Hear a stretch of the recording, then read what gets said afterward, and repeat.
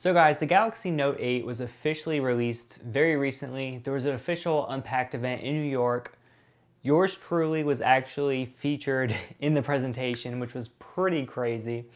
But that being said, I wasn't going to actually buy a Note 8. I have a Galaxy S8 Plus right now. It's my daily driver right here.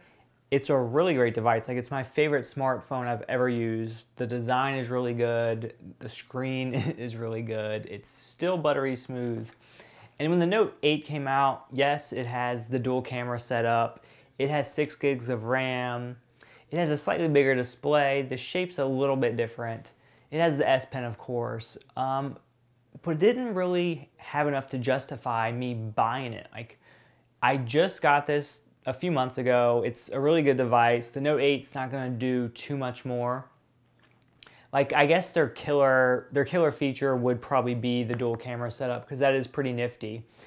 But I changed my mind. I actually bought the Note 8 last night, and what changed my mind is Samsung's really good trade-in deal. So if you previously bought the Galaxy Note 7, which of course you had to return, if you have record of that, they'll give you $425 back on your purchase as long as you trade in an eligible device. Now me, I didn't have an eligible device that I knew of because it's like iPhones, which I have an iPhone 7 Plus, but it's not worth it to me to give up such a new device. So I was looking through the list of all the other devices, and in the very fine print, I saw that they'll take a Galaxy S5 and up, including the active devices. So, if I can find it, you may remember this phone from many, many videos ago. Like, this was over 2 years ago. This is my Galaxy S6 active right here. So, it's a little confusing if they're actually going to accept this or not. Because when I did the trade-in, I basically said that I have an S6 that I'm trading in.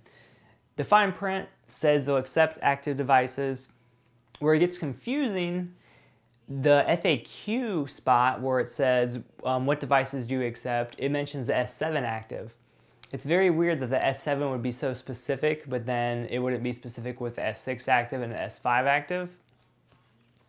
And then when you pick what phone you have, obviously there's no spot for the active line, so when I send this guy in, I'm hoping they accept it. The fine print at the bottom says so, but it seems like all the different things on their website don't really jive with it, which just makes me a little bit nervous.